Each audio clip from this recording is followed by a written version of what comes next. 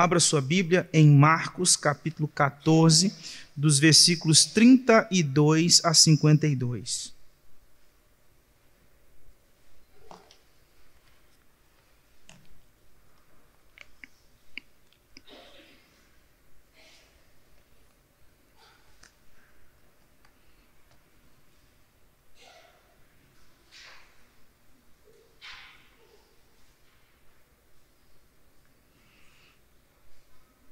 Marcos 14, de 32 a 52. Eu farei essa leitura e os irmãos estejam acompanhando. Assim nos diz a palavra do nosso Deus. Então foram ao lugar chamado Getsêmani. Ali chegados, disse Jesus a seus discípulos: assentai-vos aqui, enquanto eu vou orar. Levando consigo a Pedro, Tiago e João, começou a sentir-se tomado de pavor e de angústia. E lhes disse: a minha alma está profundamente triste até a morte. Ficai aqui e vigiai. E adiantando-se um pouco, prostrou-se em terra e orava para que, se possível, fosse poupada aquela hora. E dizia: Abba, Pai, tudo te é possível. Passa de mim este cálice, contudo não seja o que eu quero, e sim o que tu queres. Voltando, achou-os dormindo e disse a Pedro: Simão, tu dormes?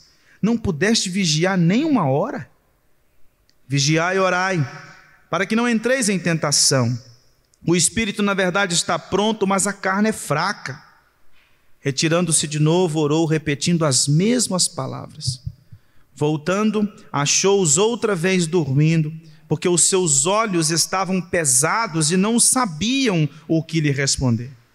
E veio pela terceira vez e disse-lhes: ainda dormis e repousais? Basta, chegou a hora. O Filho do Homem está sendo entregue nas mãos dos pecadores. Levantai-vos, vamos, eis que o traidor se aproxima.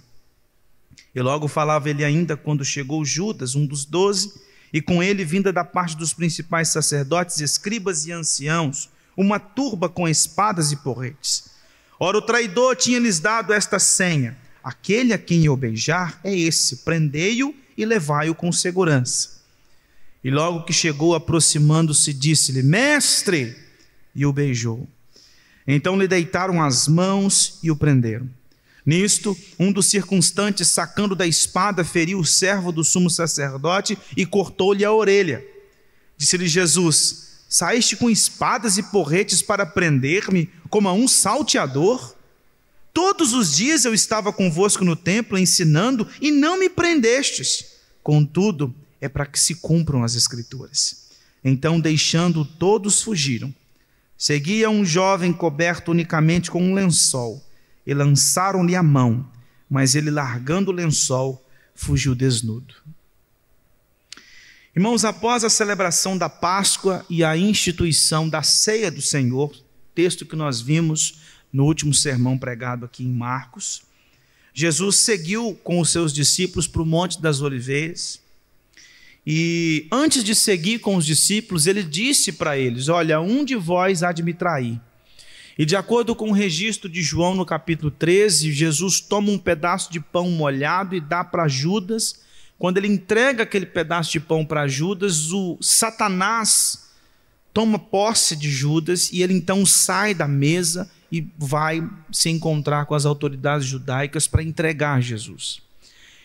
Depois que Jesus institui a Páscoa, eles cantam um hino e seguem para o Monte das Oliveiras. Estando a caminho do Monte das Oliveiras, Jesus diz para os seus discípulos: olha, quando eles me prenderem, vocês ficarão escandalizados e vão fugir. Pedro se levanta e diz: eu não, os outros podem até fugir, mas eu jamais. E os outros disseram a mesma coisa: não, nós não fugiremos, nós não ficaremos escandalizados do que há de acontecer. Quando eles chegam no Getsêmani, no Monte das Oliveiras, Jesus vai para o Jardim das Oliveiras e ali se reúne com Tiago, Pedro e João. Ele leva esses três à parte, eles estão no Monte das Oliveiras e lá no Monte das Oliveiras tem um jardim do Getsêmani. Então ele sai de perto dos demais discípulos e vai com Tiago, Pedro e João para o jardim do jardim do Getsêmani. E ali Jesus começa a orar, buscando ao Senhor. Ele diz: olha, vocês fiquem aqui, vigiai e orai comigo. Jesus se separa um pouco deles para poder ter um pouco mais de comunhão com o Pai, e ele permanece em oração até o momento que Judas Iscariotes chega com essa comitiva para prender Jesus. Nesse momento, Jesus passa por um período de profunda angústia e pavor. É um momento terrível. Aqui nós temos no Getsêmani o Cordeiro de Deus que tira o pecado do mundo sendo preparado para ser imolado. O Cordeiro de Deus já sofria no Getsêmani, ele já sentia no Getsêmani o peso de carregar os pecados da igreja. Ali já era o princípio das dores, o que ele iria sofrer na cruz. E enquanto ele estava ali, Judas chega com aquela multidão e prende Jesus. Jesus estava ali se preparando para se entregar como Cordeiro de Deus que tira o pecado do mundo.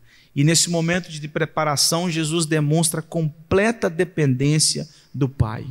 Num dos momentos mais difíceis do seu ministério, e isso é muito comum nos evangelhos, Jesus sempre busca orientação do Pai para realizar atos específicos. Por exemplo, quando Jesus vai escolher os apóstolos, ele vai orar primeiro, antes de tomar essa decisão de escolher.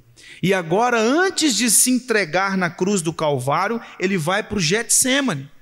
E ali ele vai sofrer todo o peso do cálice da ira de Deus por causa dos nossos pecados. Lá no Getsêmani, ele vai buscar forças no Pai para enfrentar tudo o que estava por vir sobre ele. Para fazer a vontade do Pai, ele precisou depender do Pai para que ele pudesse ser fiel. Porque se ele não buscasse forças no Pai, ele não conseguiria viver fielmente. Ele não conseguiria fazer a vontade do Pai e não glorificaria o Pai. E é por isso que ele vai se preparar. Então, o que nós vemos nesse texto, irmãos, é Jesus mostrando para mim e para você, somos seus discípulos, um exemplo de fidelidade. Ele não buscou a sua própria glória, ele não buscou satisfazer a sua própria vontade, ele buscou fazer a vontade do Pai, ele buscou viver a vontade do Pai, e por isso ele se preparou para ser fiel ao plano do Pai. Então vamos avaliar o texto aqui, primeiro dos versículos 31 a 42, onde nós vemos a dependência de Jesus em oração. Perceba aí, ó. Então foram a um lugar chamado Getsêmani, ali chegados, disse Jesus a seus discípulos: assentai-vos aqui, enquanto eu vou orar. Ele leva consigo Pedro, Tiago, João, começou a sentir-se tomado de pavor e de angústia. Para que vocês tenham ideia, irmãos, de acordo com o relato de Lucas, no capítulo 22, versículo 43, Lucas diz assim: então lhe apareceu um anjo do céu que o confortava, e estando em agonia, orava mais intensamente, e aconteceu que o seu suor se tornou como gotas de sangue caindo sobre a terra. Jesus estava aqui num momento de profunda angústia, tanto que o versículo 34 diz, ele diz: a minha alma está profundamente triste até a morte. Eu estou em profunda angústia, agonia, pavor e sofrimento. Jesus já estava aqui no Getsêmani sentindo o calor do inferno. Ele já estava passando pelo princípio das dores. O Getsêmani é o prelúdio do Gólgota. É o prelúdio daquele sofrimento terrível que Cristo iria passar lá na cruz. Sofrimento que homem no mundo já viu. Sofrimento que ninguém consegue estampar num quadro. Sofrimento que ninguém consegue registrar em palavras. Sofrimento que ninguém consegue explicar numa série ou num filme. Porque é um sofrimento que o homem não consegue entender, porque ninguém a não ser Cristo e aqueles que já usufruem esse sofrimento eterno sabem o que é enfrentar o cálice da ira de Deus. O cálice da ira de Deus é algo terrível. Eu já disse para os irmãos aqui que o inferno, antes de ser um lugar, ele é um estado de ira. Quando Cristo sobe à cruz do Calvário, ele está no inferno, porque ele está recebendo sobre si o cálice da ira de Deus, e estando no Getsêmani, ele já sabia o que lhe esperava. Ele já sabia o que estava por vir. E por isso que ele estava em profunda agonia, angústia. Esse sofrimento de Jesus nos faz lembrar do salmista no Salmo 42 e 43. Por que estás abatido, ó minha alma? Por que te perturbas dentro de mim? Jesus estava extremamente perturbado e abatido por causa de sentir já o calor das chamas do inferno que viria sobre ele por causa dos pecados da igreja. A angústia da morte no lugar do seu povo. Por isso que ele diz: eu estou profundamente triste até a morte. E tudo isso Jesus suportou sozinho. Nem os discípulos que ele levou para estarem com ele ali o auxiliaram. Ele leva Pedro, Tiago e João e diz: me ajudem, me acompanhem, orem e vigiem comigo. E no momento de profunda angústia, os 3 discípulos ficam dormindo e não socorrem o mestre. Aqui Jesus já sente o peso de carregar a culpa da igreja, a culpa humana. Conforme disse Paulo em 2 Coríntios capítulo 5, versículo 21, aquele que não conheceu o pecado se fez pecado por nós. E aqui o cordeiro, assim como o cordeiro no Antigo Testamento, ele era preparado para ser imolado. Jesus estava no Getsêmani numa noite de sexta-feira, o dia onde o povo comia do cordeiro. Ele estava se preparando para ser imolado. Ele estava se preparando para o sofrimento que aconteceria durante o dia. Porque vale lembrar aos irmãos que para os judeus, eu já falei isso aqui, é o contrário. A noite de sexta e depois o dia da sexta. Então, na noite da sexta-feira, ele estava se preparando para isso. Lá em Hebreus capítulo 5, versículos 7 a 10, olha o que disse o autor daquela carta. Ele, Jesus, nos dias da sua carne, tendo oferecido com forte clamor e lágrimas, orações e súplicas, a quem o podia livrar da morte, e tendo sido ouvido por causa da sua piedade, embora sendo filho, aprendeu a obediência pelas coisas que sofreu, e tendo sido aperfeiçoado, tornou-se o autor da salvação eterna para todos os que lhe obedecem, tendo sido nomeado por Deus sumo sacerdote segundo a ordem de Melquisedeque. Jesus então ora, e lá no versículo 36 ele diz: Abba, Pai, tudo te é possível, passa de mim este cálice, contudo não seja o que eu quero, e sim o que tu queres.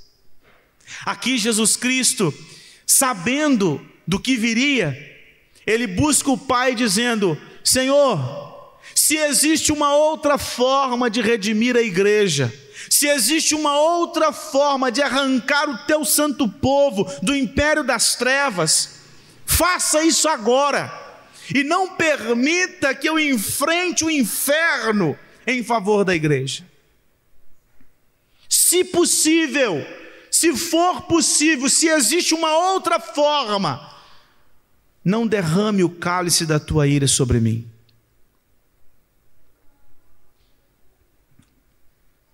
Mas o que ele fala no final? Entretanto, não seja feito o que eu quero, mas aquilo que o Senhor quer. Se não existe outra forma, eu vou fazer aquilo que o Senhor quer. Não importa a minha vontade, o que importa é a vontade do Senhor. E se a vontade do Senhor é que eu beba o cálice da ira do Senhor em favor da igreja, se é da vontade do Senhor que eu sofra as consequências dos pecados da igreja, se é da vontade do Senhor que eu seja moído e rasgado na cruz, eu serei. Porque o meu objetivo neste mundo é fazer a vontade do Senhor. E aí Jesus volta para os seus discípulos e diz: vocês estão dormindo. Vocês não podem vigiar nem uma hora. Vigiai e orai para que vocês não entrem em tentação. O espírito, na verdade, está pronto, mas a carne é fraca. O espírito aqui, Jesus está dizendo, a alma, o ser transformado. E a carne é o velho homem. O espírito está pronto porque, lembram do que Paulo disse lá em Gálatas capítulo 5? A carne milita contra o espírito. O espírito sempre vai buscar fazer a vontade de Deus, mas a carne sempre vai fazer a sua própria vontade. E aqui Jesus está se voltando para os seus discípulos e diz: vocês ficam dormindo num dos momentos mais difíceis do meu ministério, vocês dormem. Este é um momento de preparação, este é um momento de vigiar, este é um momento de orar, este é um momento de depender de Deus, este é um momento de se preparar espiritualmente. Porque o espírito, ele vai fazer a vontade do Pai, mas a carne sempre vai buscar fazer a vontade da carne. Então se preparem para esse momento. Não procurem satisfazer o próprio eu, porque Jesus disse anteriormente: eu não quero fazer a minha vontade. Eu quero fazer a vontade do Senhor. E por isso que ele estava dependendo de Deus Pai nesse momento. E aí, o texto segue dizendo: retirando-se de novo, orou, repetindo as mesmas palavras. Ou seja, se possível, passa de mim este cálice. Voltando, achou-os outra vez dormindo. E veio pela terceira vez e disse: ainda vocês dormem? Basta, é chegada a hora. Quando Jesus diz chegou a hora, isso tem uma implicação muito grande dentro dos evangelhos. Você sabe que no decorrer dos evangelhos, por vários momentos, as autoridades judaicas quiseram prender Jesus. E por vários momentos Jesus disse: vocês não vão me pegar, porque ainda não é chegada a minha hora. Mas agora, estando no Getsêmani, orando e se preparando, Jesus volta para os discípulos e diz: agora a hora chegou. É agora que eles vão me prender. É agora que tudo vai começar. E é agora que o Filho do Homem, aqui ele usa uma expressão messiânica, o Filho do Homem, o Messias, está sendo entregue nas mãos dos pecadores. Por que Jesus não disse: o Filho do Homem está sendo preso pelos pecadores? Por que ele diz que o Filho do Homem está sendo entregue? Aí talvez você pode pensar assim: é porque o traidor está entregando. Não. Lembra do que Jesus disse lá em João capítulo 10, versículo 17? Por isso o Pai me ama, porque eu dou a minha vida para reassumir. Ninguém a tira de mim, pelo contrário, eu espontaneamente a dou. Tenho autoridade para entregar e também para reavê-la. Este mandato recebi de meu Pai. Assim como Pedro, no sermão de Pentecostes, capítulo 2, versículo 23, disse que o Cordeiro, que é Cristo, foi imolado antes da fundação do mundo, segundo a presciência de Deus Pai. Foi decretado que ele morreria. Então quem estava entregando Jesus nas mãos da multidão não era em primeira instância Judas, que havia saído e entregado Jesus para as principais autoridades. Judas estava sendo um instrumento para que a vontade de Deus fosse feita. A vontade era de que o Pai, o próprio Pai, estava pegando o seu filho e entregando na mão dos homens. Por isso que ele diz: o Filho do Homem, o Messias, está sendo entregue nas mãos dos pecadores. O Santo de Deus sendo entregue nas mãos dos pecadores. Levantai-vos, vamos, eis que o traidor se aproxima. Primeira coisa que eu preciso tirar como lição desse texto, irmãos, é uma orientação, na verdade, é que Jesus no Getsemane, ele não passou pela experiência de ansiedade nem de depressão. Recentemente eu vi uma postagem de uma palestrante dizendo que Jesus passou por um momento de terrível ansiedade no Getsemane. Jesus não passou por ansiedade. Porque se Jesus tivesse passado por ansiedade, nós estaríamos no inferno uma hora dessa. Aí você pode pensar assim, por quê? Porque Jesus e Paulo disseram para nós que ansiedade é pecado. E se Jesus passou por ansiedade no Getsemane, ele pecou. Se ele pecou, o sacrifício não foi perfeito. Se o sacrifício não foi perfeito, nós estamos no inferno. E a gente vai ter que esperar um outro Messias. Alguém que possa nos retirar do império das trevas. Ele não passou por depressão. O que estava acontecendo aqui era um pavor e uma angústia de uma coisa real. Ele já sentia o calor do inferno. É esse que é o pavor. Essa que é a angústia. É um sofrimento real que ele estava vivendo. Era algo terrível. E sabe o que isso nos ensina, irmãos? A olhar para o pecado como pecado. Olha o que o pecado fez com o nosso mestre. O nosso pecado fez com que o nosso mestre suasse, transpirasse como gotas de sangue. O nosso mestre sofreu intensamente no Getsemane, porque ele já sentia o quanto é pesado carregar a culpa dos homens. Aquele que nunca cometeu um pecado, estava ali recebendo um fardo de sei lá quantos pecados, porque ele estava recebendo sobre si os pecados de cada eleito que compõe a igreja de Cristo. Quantas pessoas compõem a igreja de Cristo? Eu não sei, mas eu tenho certeza que são muitas. E ele estava recebendo sobre si o peso dos nossos pecados. E por isso que ele estava sofrendo da maneira que estava sofrendo. Então, irmãos, nós precisamos parar de zombar do pecado. Você já parou para pensar como que nós temos uma facilidade muito grande, como brasileiros que somos, de fazer piada de tudo, inclusive de pecado? Nós brincamos até mesmo com pecado. Nós fazemos piada com aquilo que transgride a lei de Deus. Quantos aqui não contaram ou já ouviram piada de bêbados, piada de homossexuais, piadas disso e daquilo outro que são pecados? Eu me lembro uma vez que eu estava indo para pregar lá em Belo Horizonte e eu tinha ido com a gravata rosa.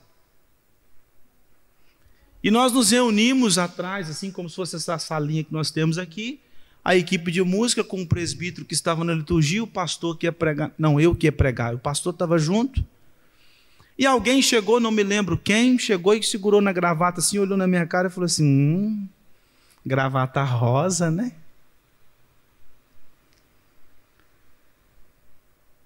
Aí um outro pegou e falou assim, é por isso que eu não uso rosa.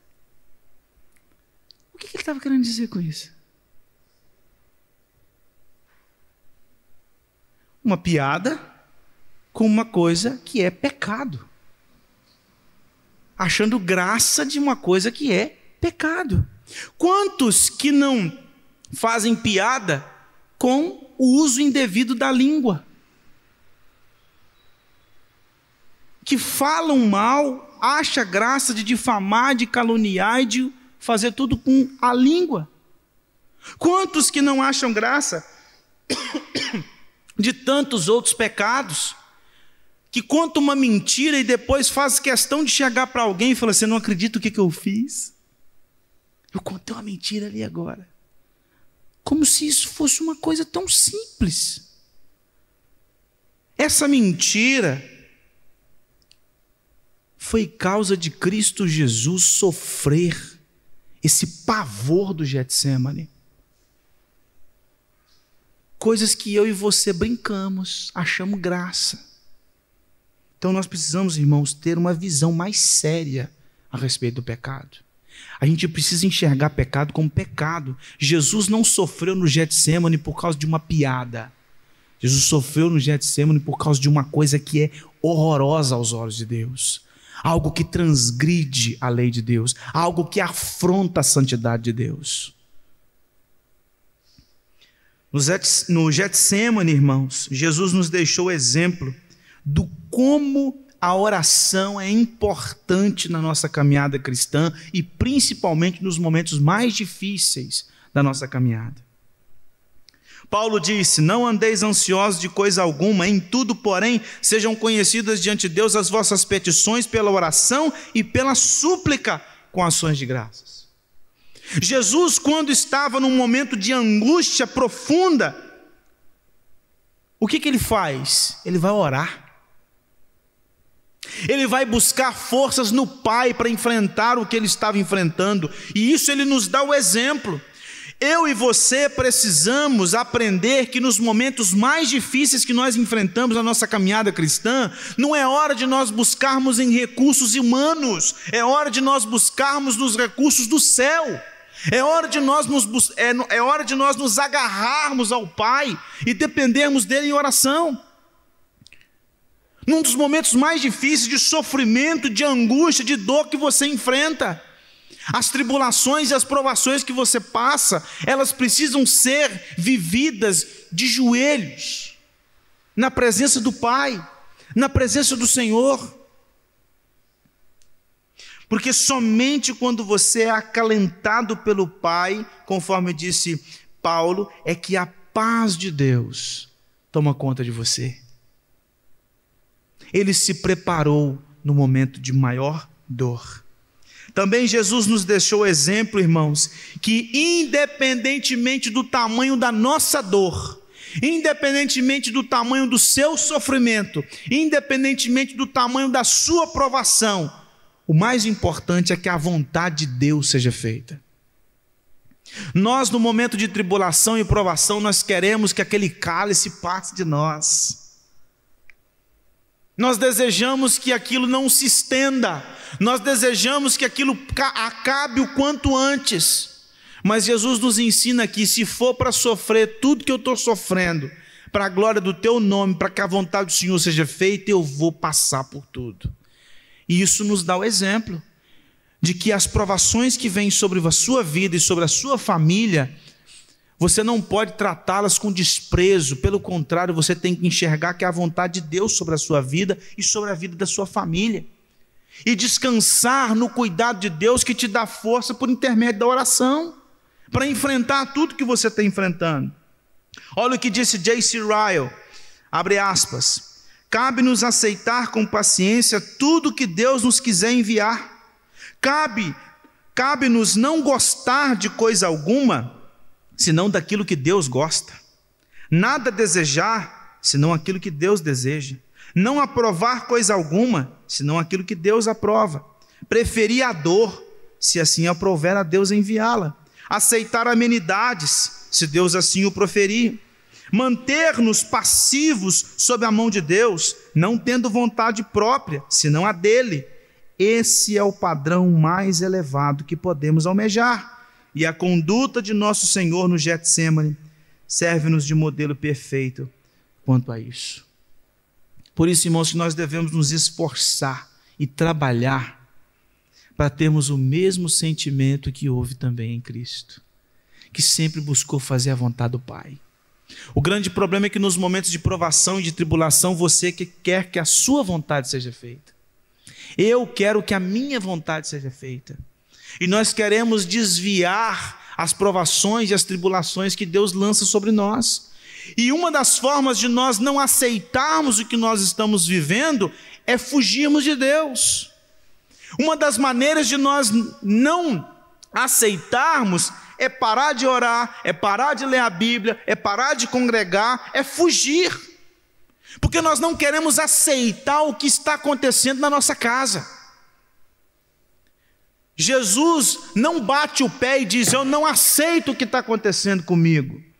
Ele diz: Senhor, se possível passa, mas se não for possível, faça a tua vontade. Nós precisamos aprender mais a fazer a vontade do Pai, no lugar de buscar fazer a nossa própria vontade. A gente aprende com esse texto também, irmãos, que mesmo os melhores crentes podem fracassar. Tiago, Pedro e João, ao que tudo indica, são os discípulos mais próximos de Jesus.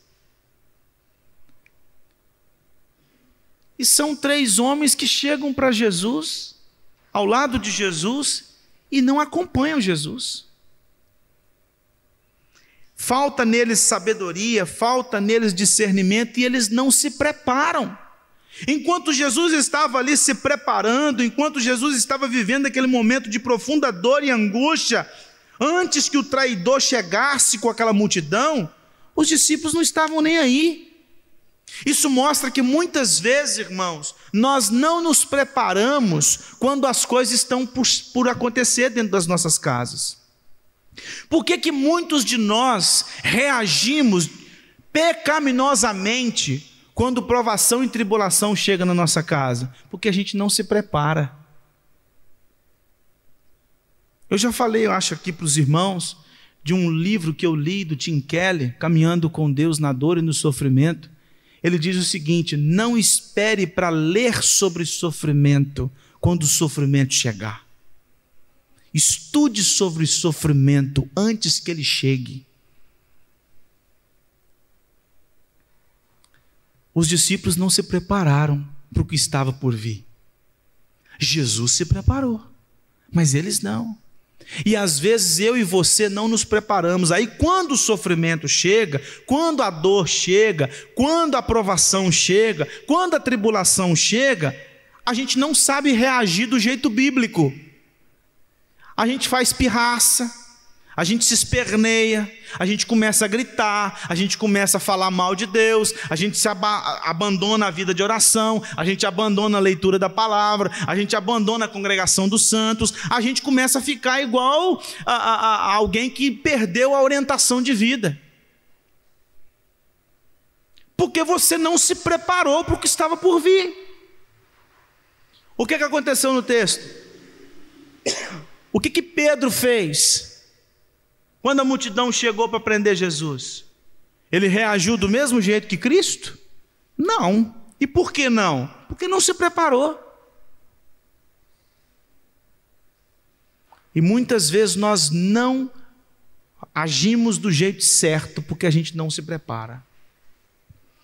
Você não lê a Bíblia constantemente, você não estuda a Bíblia constantemente, você não ora constantemente, você não depende de Deus constantemente, você não busca a orientação de Deus constantemente, aí você vai deixar para fazer essas coisas depois que você já reagiu de uma maneira errada, e agora você diz assim: nossa, não era para ter feito assim, agora eu vou voltar. Aí vem aquilo: nessa, por que eu fiz isso? Por que eu fiz aquilo? Por que eu agi assim? Por que eu agi assado? Nossa, se eu tivesse pensado melhor, eu podia ter...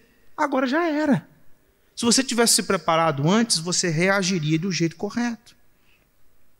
Olha o que disse J.C. Ryle também, abre aspas: vigiar e não orar é uma atitude que equivale a demonstrar autoconfiança e presunção. Orar sem vigiar é demonstrar mero fanatismo. Fecha aspas.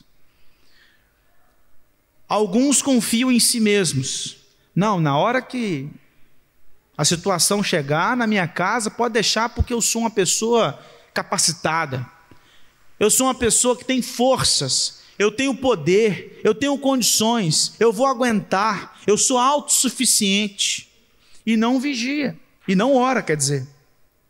E tem aqueles que dizem assim: não, eu já coloquei na mão de Deus, Deus vai cuidar. E não faz nada, não observa, não fica atento, não corre atrás, não faz a sua parte. Jesus deixa claro aqui: vigie, observe, avalie mas ao mesmo tempo, dependa de Deus. Ore, busque ao Senhor. Seguindo o texto, agora dos versículos 43 a 52,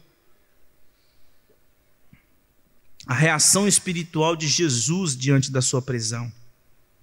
E logo falava ele ainda quando chegou Judas, um dos 12, com ele, vindo da parte dos principais sacerdotes, escribas e anciãos, uma turba, uma multidão, com espadas e porretes.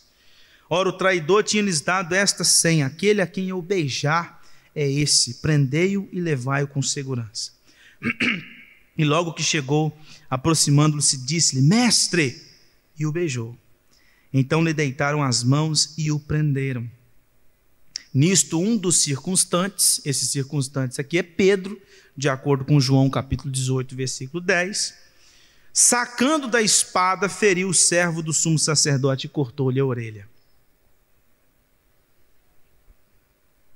Disse Jesus: saíste com espadas e porretes para prender-me como a um salteador? Todos os dias eu estava convosco no templo ensinando e não me prendeste, contudo é para que se cumpram as Escrituras. Então, deixando todos, fugiram. Perceba que Pedro toma uma decisão violenta. Pedro agiu de acordo com a carne. Jesus disse para ele: Pedro, vigiai e orai para que você não entre em tentação. O espírito está pronto, mas a carne é fraca. Quando a multidão chega para prender Jesus, o que é que Jesus faz? Resiste, ora e pede, porque de acordo com os evangelhos, ele disse: olha, eu poderia muito bem orar e pedir uma legião. Ele faz isso? Não. Ele foge, ele parte para cima da multidão, ele manda os discípulos montarem guarda na frente dele. Não, ele simplesmente se entrega. Vocês vieram me buscar? Estou aqui, pode me pegar. Já Pedro não. Por quê? Porque Pedro não vigiou e orou. Porque Pedro se deixou levar pela sua natureza carnal e quis resolver as coisas com as próprias mãos.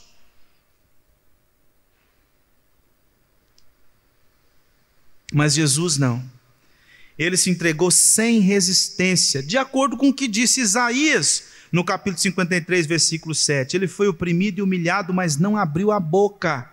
Como o cordeiro foi levado ao matadouro, e como ovelha muda perante os seus tosqueadores, ele não abriu a boca. Mas Pedro não, Pedro reagiu segundo a vontade da carne. Também Jesus disse: vocês vieram com porretes e espada para me prender, como se eu fosse um salteador? E essa pergunta de Jesus nos leva lá para Isaías também, 53, no versículo 12, porque o texto diz que ele foi contado com os transgressores.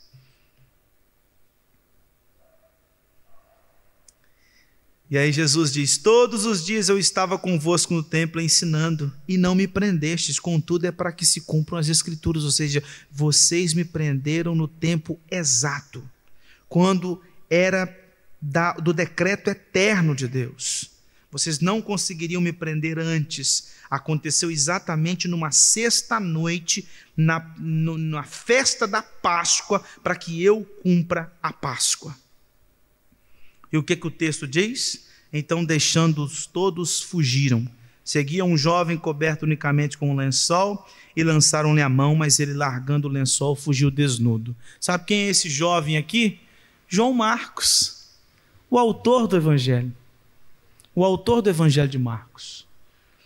Um dos discípulos de Jesus que estava ali e que também foge, desnudo. O que aconteceu aqui? Cumprimento do que Jesus disse.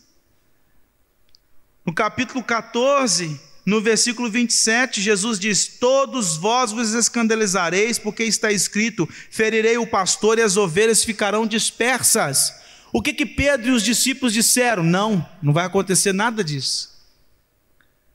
E não foi isso que aconteceu? Quando prenderam a Jesus, quem ficou com Jesus? Ninguém. Todos fugiram, em cumprimento da profecia de Zacarias capítulo 13. Jesus se preparou sozinho no Getsemane, Jesus foi preso e não tinha um discípulo para acompanhá-lo. Ele foi para o sinédrio sozinho,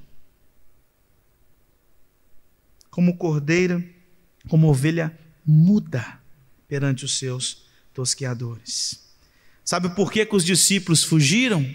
Porque eles não vigiaram e não oraram. Porque eles não se prepararam e a covardia tomou conta dos seus corações. Eles procuraram mais fazer a sua própria vontade, eles procuraram mais salvar a sua própria pele do que acompanhar o Mestre. Então, irmãos, algumas lições a gente já pode tirar até aqui. A primeira delas é que o ministério de Jesus sucedeu conforme a palavra de Deus. Tudo o que aconteceu no ministério de Cristo aconteceu de acordo com a vontade do Pai. Logo, tudo o que acontece no seu e no meu discipulado acontece de acordo com a vontade de Deus. Deus tem uma jornada para você e para mim, e nós devemos passar por ela, segundo a vontade dEle, para a glória dEle e para o nosso bem. Então certas coisas virão sobre você e sobre mim, e nós precisamos, no lugar de blasfemar ou murmurar, nós precisamos depender de Deus e descansar que Ele está no controle, e que o que está acontecendo conosco, por mais que seja consequência dos nossos pecados, está dentro do projeto de Deus de tratar o nosso eu, para que o nosso eu morra e Cristo viva em nós. Sem dependência de Deus, irmãos, nós não conseguimos avançar na jornada cristã. Pedro reagiu com violência e todos os outros discípulos fugiram por covardia. Sabe por quê? Porque a nossa carne é fraca. E quando o cerco aperta, a gente quer fazer a nossa própria vontade. Mas se a gente não se prepara, se nós não dependermos de Deus, nós não vamos enfrentar as tribulações do jeito certo. Pedro e os demais disseram que ficariam com Jesus até o fim. Alguém ficou com Jesus até o fim? Ninguém. Irmãos, isso aqui nos ensina a nós tomarmos cuidado com a autoconfiança e a soberba. Pedro dirige para Jesus e dizendo assim: olha, se os demais vão fugir, que eles fujam, mas eu não. Eu sou um discípulo com D maiúsculo. Eu sou um discípulo que o Senhor deve ter orgulho de mim. E os demais disseram a mesma coisa: não, nós não vamos fugir, mas fugiram. Porque eles foram autoconfiantes, eles foram soberbos, eles não se humilharam, eles não dependeram de Deus. Por isso, irmãos, nós precisamos tomar cuidado. Às vezes nós, na caminhada cristã, podemos chegar ao ponto de achar que nós somos mais discípulos do que os outros, acharmos que nós somos mais capazes do que os outros, acharmos que nós estamos mais em união, em comunhão com o Senhor do que os outros. E por que nós fazemos isso? Porque nós achamos que nós somos modelo a ser seguido. Nós achamos que a gente nem peca tanto igual os demais. Porque olha só o que Pedro falou: eles podem até pecar por covardia, mas eu não. Isso nos leva, às vezes, irmãos, a fazermos juízos maldosos. Às vezes pessoas que estão na nossa congregação, elas caem em pecado, e nós olhamos essas pessoas de cima para baixo, como se nós fôssemos discípulos melhores do que elas. Nós não aceitamos que as pessoas fizeram isso ou aquilo, nós não aceitamos que elas pecaram. Eu não acredito que você foi capaz de fazer isso, tantos anos na igreja, não é possível que você fez isso. Eu jamais fiz uma coisa dessa na minha vida, e espero em Deus nunca fazer. Então a gente acaba se colocando como referencial a ser seguido. O discípulo por excelência do Mestre. E olha o que aconteceu com os discípulos por excelência. Todos caíram. Porque eles olharam para si mesmo e pensaram de si mesmo mais do que eles de fato eram. Pedro achava que ele não tinha capacidade de pecar daquela forma, mas pecou. Os outros também acharam que não, e pecaram. Então nós precisamos entender que todos nós aqui, irmãos, somos pecadores. Não é porque eu estou nesse púlpito aqui hoje à noite pregando a palavra do Senhor que eu sou menos pecador que vocês. Eu luto com os mesmos pecados que vocês lutam. Não existe diferença. A única diferença é que eu possuo um cargo dentro da igreja e vocês não possuem o mesmo cargo que eu. Mas em relação a pecador, em relação a discípulo de Cristo, eu sou igual a todos vocês. E se eu chego aqui no púlpito e eu acho que eu sou melhor do que vocês, eu estou sendo soberbo. Eu estou agindo como Pedro, achando que eu sou exemplo a ser seguido. Vocês não têm que ser discípulos de Cristo do meu jeito, vocês têm que ser discípulos de Cristo do jeito de Cristo. Ele é o referencial, não sou eu. Nós precisamos aprender com Paulo, que disse: eu sou o principal dos pecadores. E não achar que nós somos o referencial de discípulo. Como eu gostaria que vocês orassem como eu. Como eu gostaria que vocês lessem a Bíblia como eu. Como eu gostaria que vocês tivessem devoção por Deus como eu. Como eu gostaria que vocês tivessem responsabilidade na igreja como eu. Como eu gostaria que vocês fossem uma cópia minha de discípulo de Cristo. Isso é soberba. Isso é soberba. Isso é orgulho espiritual. Olha o que aconteceu com os orgulhosos. Quando o cerco apertou, ninguém ficou.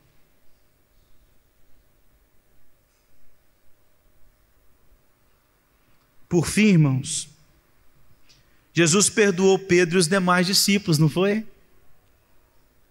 Pedro nega Jesus, os demais fogem. Mas depois que Jesus ressuscita dos mortos, ele se apresenta para quem? Para eles. Com exceção de Judas Iscariotes. Jesus não pega os 11, leva para uma praia e começa a andar com a mão no bolso assim: eu vi o que vocês fizeram. E começa a chutar cachorro morto. Vocês conhecem a história lá de João capítulo 21, quando ele restaura Pedro. Pedro estava arrasado pelo que ele fez. Pedro chega para os 11 e diz: preguem o evangelho a toda criatura. Porque ele pagou na cruz pela covardia deles. Ele pagou na cruz pelos pecados deles. E ele restaurou, ele perdoou. Então, irmãos, quando a gente vai para Atos, nós encontramos a história de Paulo, que era perseguidor da igreja. Jesus se apresenta para Paulo, transforma Paulo e diz: Paulo, agora vai pregar o evangelho. Então, irmãos, a primeira coisa que nós podemos então tirar dessa palavra é que Jesus está disposto a perdoar todos aqueles que fugiram por covardia, todos aqueles que o negaram por covardia, todos aqueles que estão distantes dele. Talvez você é alguém que precisa ser restaurado na caminhada cristã. Talvez você é alguém que precisa ser renovado na sua caminhada cristã. Talvez você é alguém que precisa caminhar de novo com Cristo. Você o abandonou por covardia, você negou, você está distante dele. Talvez hoje é uma necessidade que você tem, a restauração da sua jornada cristã. E Jesus está disposto a te restaurar. Jesus está disposto a te trazer de volta. Jesus está disposto a perdoar todos os pecados que você cometeu e a te ajudar a caminhar de novo.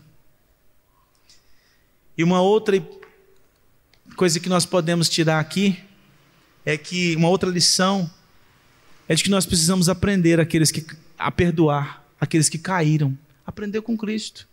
Às vezes nós, como cristãos, olhamos pessoas que estão caminhando conosco, que caíram no pecado, e a gente quer chutar cachorro morto. A gente tem que aprender compaixão e misericórdia com Cristo. Por mais que essa pessoa afrontou o nome de Deus, por mais que essa pessoa envergonhou o evangelho, por mais que essa pessoa envergonhou o nome da igreja, nós, como irmãos na fé, precisamos chegar para ela e dizer: eu te perdoo. Vamos caminhar junto, assim como Cristo fez, que perdoou aqueles covardes. Então nós precisamos abraçar aqueles que infelizmente caíram na sua caminhada cristã, agindo com perdão, com compaixão e com misericórdia. Que Deus assim nos abençoe, irmãos.